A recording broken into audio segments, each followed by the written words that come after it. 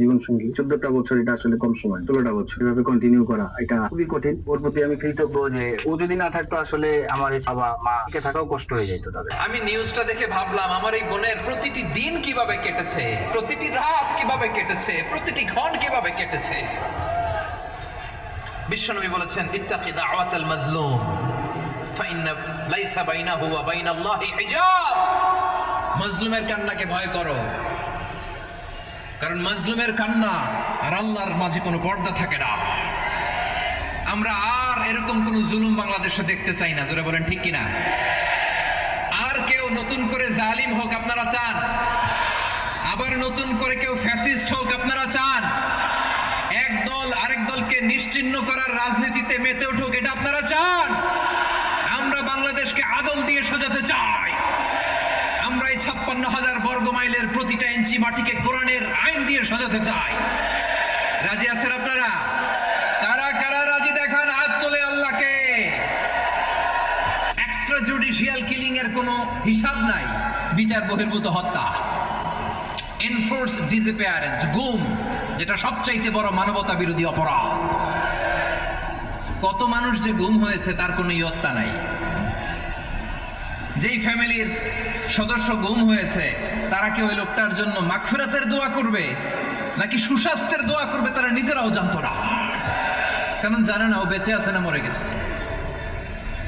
আহা, বিডিআর নওজওয়ানদের যারা ছাড়া পেল দেখলাম বিনা অপরাধে, কোনো অন্যায় ছাড়া অপরাধ ছাড়া তাদের জীবন থেকে, তাদের তারুণ্যের, তাদের যৌবনের 15 বছর 16 বছর 17 বছর নাই, 6 মাস বয়সের ছোট বাচ্চাকে রেখে জেলে গেছে। 6 মাসের মেয়ে বেরোয় দেখে মেয়ের বয়স 17 বছর। মেয়ে বাবারে চিনে না, বাবা মেয়েরে চিনে না। মেয়েকে এখন বিয়ে দিয়ে আরেক ছেলের হাতে তুলে দিবে। মেয়ের শৈশব বাবা দেখে নাই, মেয়ের কৈশোর বাবা দেখে নাই, মেয়ের তারুণ্য দেখে নাই। আরেক যুবককে দেখলাম 14 বছরের 14 দিনের সংসার, 2 সপ্তাহের সংসার শেষে জেলে গেছে। কত যুবকের যে স্ত্রী চলে গিয়েছে ফ্যামিলি ছেড়ে, কারণ জানে না তো কবে আসবে, কি হবে, কেউ জানতো না। দাম্পত্য জীবনের মাত্র 14 দিনের স্মৃতি, এই স্মৃতিকে আঁকড়ে ধরে এক বোন 16টা বছর 17টা বছর কাটিয়ে দিয়েছে। আমি নিউজটা দেখে ভাবলাম আমার এই বোনের প্রতিটি দিন কিভাবে কেটেছে, প্রতিটি রাত কিভাবে কেটেছে, প্রতিটি ক্ষণ কিভাবে কেটেছে। বিশ্বনবী বলেছেন ইত্তাকি দাওয়াতাল মাজলুম ফাইন্না লাইসা বাইনাহু ওয়া বাইনাল্লাহি হিজাব। মাজলুমের কান্নাকে ভয় করো, কারণ মাজলুমের কান্না আর আল্লাহর মাঝে কোনো পর্দা থাকে না।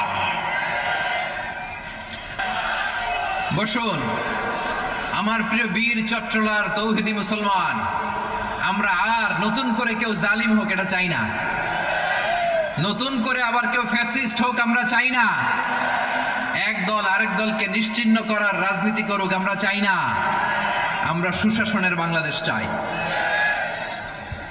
আমরা মানবিক বাংলাদেশ চাই, আমরা একটা সমৃদ্ধ বাংলাদেশ চাই, আমরা বিশ্বের বুকে সম্মান নিয়ে মাথা উঁচু করে দাঁড়াতে চাই, ঠিক কিনা বলেন?